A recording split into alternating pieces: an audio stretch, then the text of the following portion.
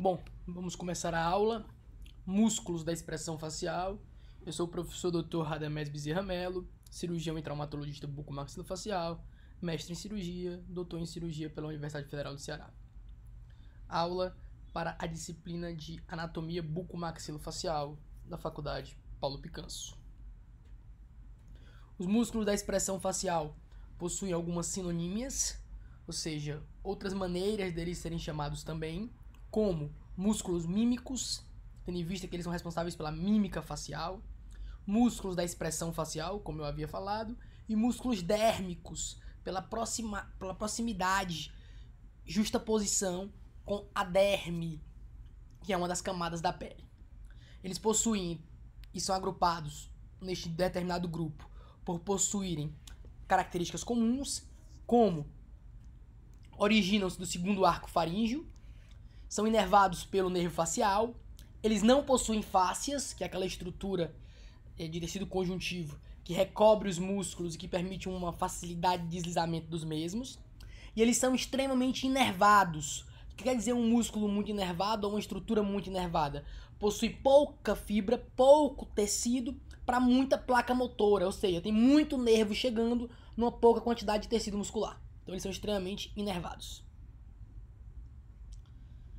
Os músculos da expressão facial são responsáveis pela contração da face, ou seja, as expressões da face são todas relacionadas com os músculos da mímica facial, e isso vai provocar linhas de tensão na pele, e com o tempo vai formar as famosas rugas, as rugas de expressão. Então, o vilão daquelas rugas de expressão que nós temos ao longo do tempo, enquanto ficamos mais velhos, são os músculos da expressão facial.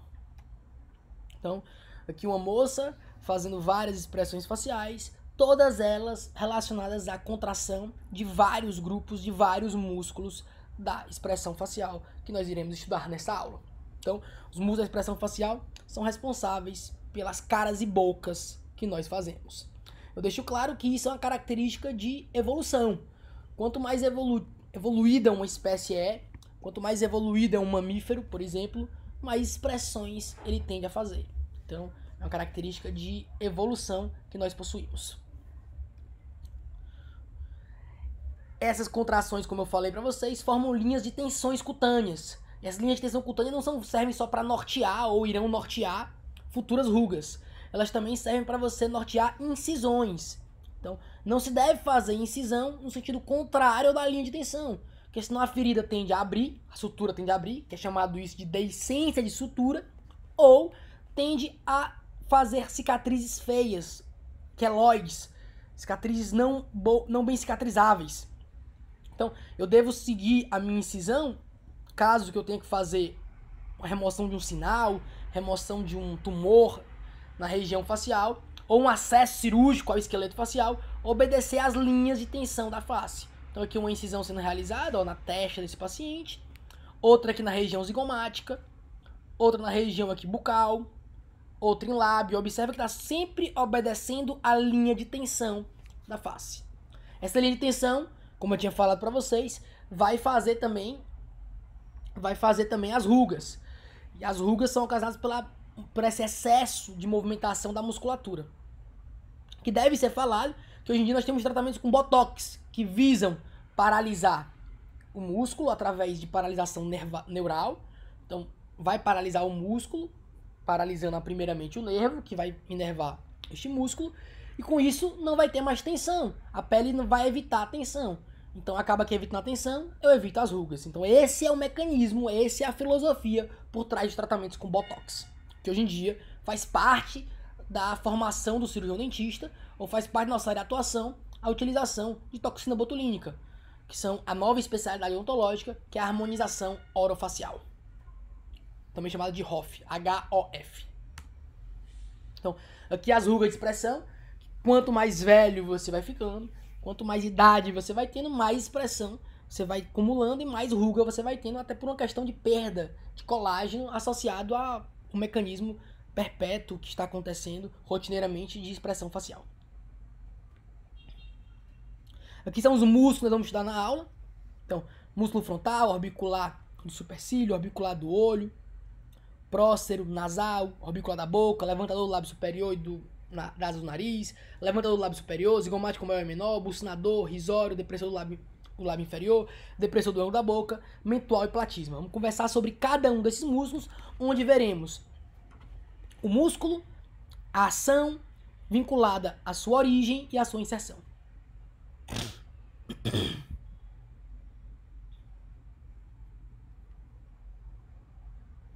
Então, músculo frontal. Músculo frontal, ou você vai achar no livro, em alguns locais, occipito frontal.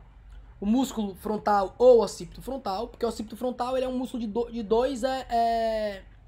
dois ventres musculares. Quando eu falo occipito frontal, tem um ventre frontal e um ventre occipital, relacionado com os ossos, relacionado aos ossos. Então, eles são ligados por uma gálea, que é esse tecido conjuntivo que interpõe, em formato de tendão, em formato de lâmina, os dois ventres musculares. Então, eu posso encarar como dois músculos ou como um. Aqui na aula eu gosto de botar como um músculo só, pelo simples fato de que nossa área de atuação é a face. Então, músculo frontal, origem, gálea aponeurótica, e a inserção, pele do supercílio e raiz do nariz. Então, pele dessa região do supercílio e a pele da raiz do nariz. Lembrem-se que a origem é fixa e a inserção é móvel, então ele vai aproximar na hora da contração a inserção para a origem. Então o sentido dele vai ser esse. Então vai ter o sentido, já adiantando, elevar o supercílio, elevar a pele do supercílio e elevar a pele da raiz do nariz. Como eu estou colocando aqui no slide, eleva a pele da fronte, essa região aqui é a região de fronte, e do supercílio. Então região de fronte e região de supercílio. Sempre tenham em mente origem, inserção, e que a inserção vai tender a aproximar-se da origem por uma questão de contração.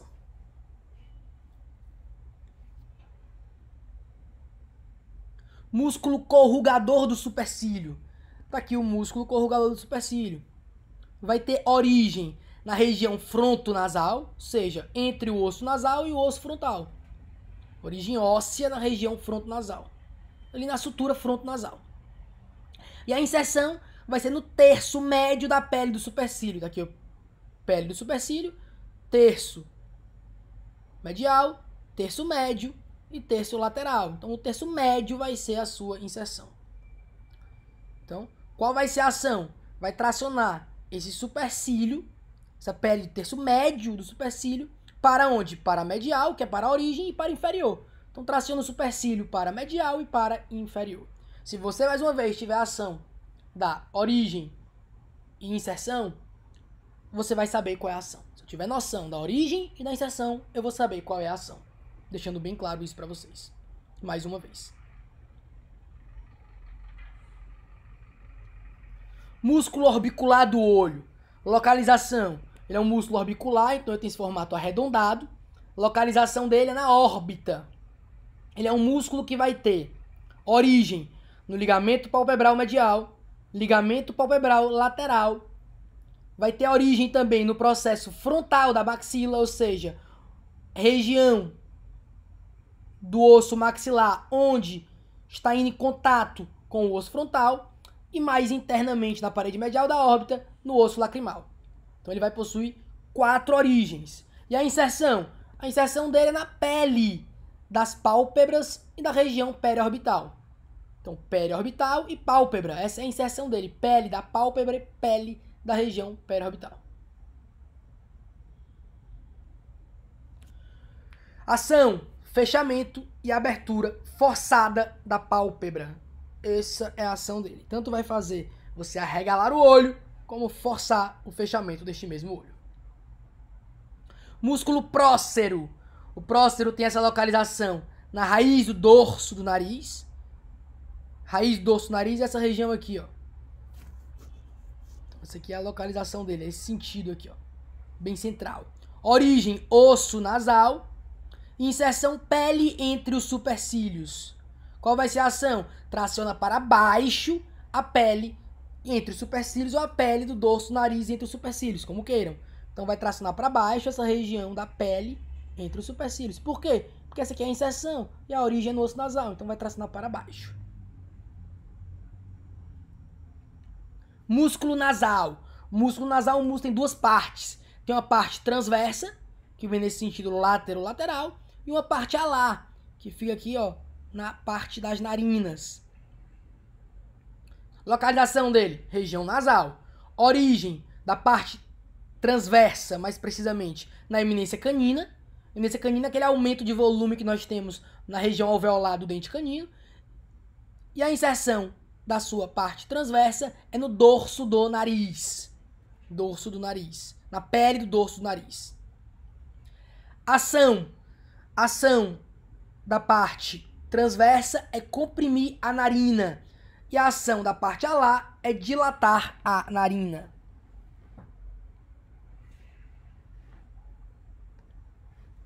Músculo orbicular da boca, outro músculo em formato esfinctérico, esse formato arredondado.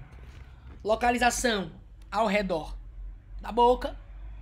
Origem vai ser no processo alveolar da maxila, na região anterior. Essa região anterior do processo alveolar da maxila. Mais precisamente na fóvea incisiva da maxila, que é a região onde a maxila faz aquela depressão. É onde está localizado, se vocês lembram dos pontos craniométricos, o ponto A. Já na mandíbula, ele também vai ter uma origem. Essa origem dele vai ser no processo alveolar da mandíbula ou fóvea incisiva da mandíbula, que é no processo alveolar da região incisiva na mandíbula, que é onde vai estar localizado aquele ponto craniométrico, ponto B. Eu acrescento para dizer que o músculo orbicular da boca possui duas origens aparentes, que você sabe o que são o freio labial superior e o freio labial inferior. Até o leigo sabe do freio. E esses freios são partes, não são completamente, mas são partes da origem do músculo orbicular da boca. E a inserção dele vai se dar na pele e mucosa dos lábios. Pele e mucosa do lábio superior e inferior, ou seja, ao redor, na região perilabial.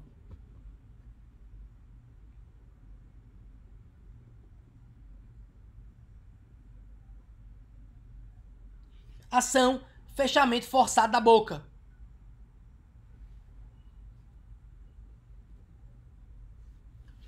Músculo bucinador. Bucinador já é um músculo que vai ter localização da região da bochecha. Fica na lateral da boca, nas bochechas. A origem dele é no processo alveolar da maxila e da mandíbula, na região de molares. Então essa região posterior nos processos alveolares, mandíbula e maxila, maxila e mandíbula, vai ser a região das suas duas origens. Inserção é no ângulo da boca. Ele é o primeiro músculo que eu tô comentando que tem inserção no ângulo da boca. Vão ter vários que vão ter inserção no ângulo da boca. E todos esses músculos que se inserem no ângulo da boca vão formar um grande tendão. E esse tendão é chamado de modíolo do ângulo da boca, que é a união essas várias inserções musculares. Ação, traciona para a lateral e levemente inferiormente o canto da boca. Músculo risório. O músculo risório é um músculo mais superficial que o músculo bucinador, ou seja, o bucinador está mais interno que ele, o risório mais lateral. Ele vai fazer parte também da porção lateral da boca, faz parte da bochecha. A origem dele não é uma origem óssea. Olha onde é a origem dele. Na fáscia superficial do masseter. Aí você lembra aí, você pode fazer a confusão. Mas o masseter tem fáscia? Tem. Os músculos mastigatórios possuem fáscias. Quem não possui fáscia, pessoal, são os músculos da mímica facial. Os músculos da mímica facial não possuem fáscias. Lembrem-se disso, atentem-se a esse detalhe. Da mímica facial, da expressão facial, que é essa aula aqui, não possui fáscias. Já os músculos da mastigação, masseter, temporal, pterigóide lateral e pterigóide medial, possuem sim fáscias. E a origem do risório é na fáscia superficial do músculo masseter.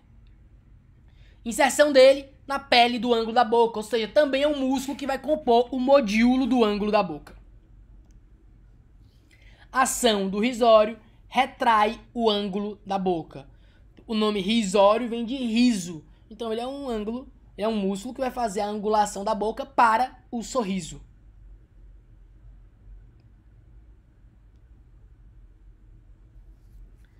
Músculo levantador do lábio superior e da asa do nariz.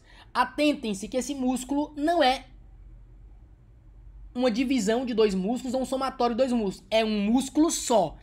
É que esse nome dele é que ele vai ter duas inserções e ele acaba tendo esse nome. Mas ele não são dois músculos. Ele é um músculo só. Então, músculo levantador do lábio superior e da asa do nariz. A origem dele é no processo frontal da maxila. Processo frontal da maxila, aquela região da maxila que está bem próxima do osso frontal. E a inserção dele é na pele do lábio superior e na pele da asa do nariz. Se você tentar levantar o lábio superior, só um lábio superior de um dos dois lados, você vai ver que você também levanta geralmente a asa do nariz junto. Por quê? Porque é um músculo só. Dá pra fazer separação e dividir e conseguir levantar só o lábio? Dá, com treinamento você vai conseguir. Mas a maior parte das pessoas vai levantar os dois juntos porque esse músculo vai acionar também a região da asa do nariz. Vai levantar o lábio e a asa do nariz. A ação dele dilata a narina por uma ação de elevar a asa do nariz e eleva a pele do lábio superior. Também posso dizer que ele eleva a narina. Ele eleva e dilata a narina e eleva o lábio superior. Essa é a ação do músculo levantador do lábio superior e da asa do nariz. Agora, não façam confusão com o músculo levantador do lábio superior. Isso é outro músculo. Então, parem e prestem atenção. Existe o músculo levantador do lábio superior e da asa do nariz, e existe o músculo levantador do lábio superior. São dois músculos diferentes. Esse aqui é só levantador do lábio superior. E a origem dele é na margem infraorbitária. Observe que a origem dele é diferente da origem do músculo levantador do lábio superior e da asa do nariz. O levantador do lábio superior e da asa do nariz tinha origem no processo frontal da maxila. Já o músculo levantador do lábio superior tem origem somente na margem infraorbitária. É mais inferior a sua origem. E a inserção dele é igual, é no lábio superior. A ação dele, como o próprio nome já diz, vai elevar o lábio superior. Ação de elevação do lábio superior. Músculo zigomático menor. A origem do músculo zigomático menor é do osso zigomático. Mais precisamente, na parte medial do osso zigomático. E ele vai ficar medial ao zigomático maior. Para você já adiantar, estou falando do menor, vamos falar no próximo slide, nos próximos slides do zigomático maior. Aqui é o zigomático menor. E esse aqui é o zigomático maior. Então o zigomático menor é mais medial e o zigomático maior é mais lateral. Ambos têm origem no corpo do osso zigomático.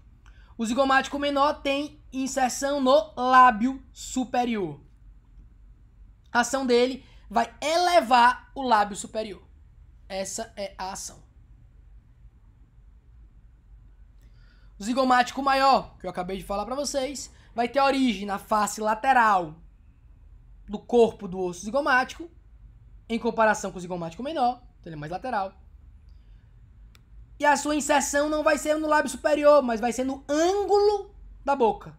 Então, o zigomático maior, inserção no ângulo da boca, zigomático menor no lábio superior. A ação dele retrai o ângulo da boca e eleva o ângulo da boca. Mais uma vez, se eu sei onde é a origem, corpo do zigomático, e eu sei onde é a inserção, o ângulo da boca, é só imaginar a contração da inserção aproximando para a origem e eu sei qual é a ação. Então, é fácil, se eu souber a origem e inserção, qual é a ação. Depressor do ângulo da boca. Esse aqui é o músculo depressor do ângulo da boca, que é um músculo que também está relacionado com o modíolo do ângulo da boca. Vou já explicar mais uma vez isso.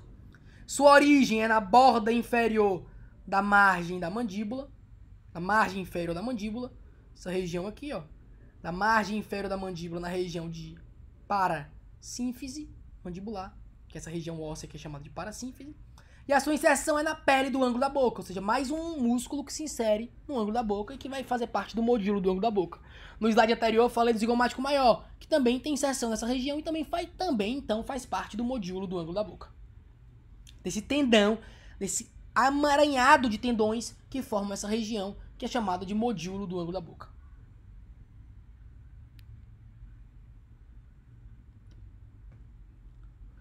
Músculo depressor do ângulo da boca vai ter a ação de abaixar o ângulo da boca. Ele abaixa o ângulo da boca. Músculo depressor do lábio inferior. A origem dele é na mesma região do depressor do ângulo da boca. Na margem inferior da mandíbula. Então tá aqui ele, ó, o músculo. A origem dele na margem inferior da mandíbula. Sua inserção na pele do lábio inferior. Pele do lábio inferior. Músculo depressor do lábio inferior vai ter a ação de quê? Abaixar o lábio inferior, expondo os incisivos inferiores. Essa é a função do músculo depressor do lábio inferior. Músculo mentual. Origem acima do tubérculo mentual, que é essa região aqui da protuberância mentoniana. Então vai ter origem acima do tubérculo mentual. Inserção na pele do mento. Toda essa região do mento, dessa pele do mento. Ação eleva a pele do mento e everte o lábio inferior. Então, everter é isso aqui, ó. Sabe criança pequena quando tá fazendo o bico, tá chateada? Faz eversão do lábio inferior, tá fazendo a contração do músculo mentual. Músculo platisma. Músculo platisma é esse músculo que vai ficar revestindo toda essa região do pescoço. Toda essa região do pescoço. Então tá bem aqui, ó, o músculo platisma. É um músculo grande, em formato de lâmina, em formato laminar. Vai ter a origem na margem superior da clavícula. E a inserção na pele da região cervical e na margem inferior da mandíbula. Só que esse músculo não tem ação sobre a mandíbula. Ele não faz abaixamento de mandíbula. Se vocês lerem em algum livro que o platisma ajuda ou que tem ação a baixar a mandíbula, isso está errado. Ele não possui força para isto. A única coisa que ele faz é corrugar a mandíbula. Ele corruga a mandíbula. Então a ação dele é tracionar, corrugar a pele do pescoço. Não tem ação nenhuma sobre abaixamento da mandíbula.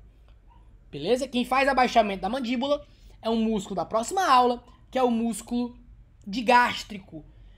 Mas precisamente o seu ventre anterior combinado com os outros demais músculos que vão fazer a fixação postural do ocioide, tá? Não é o músculo platisma.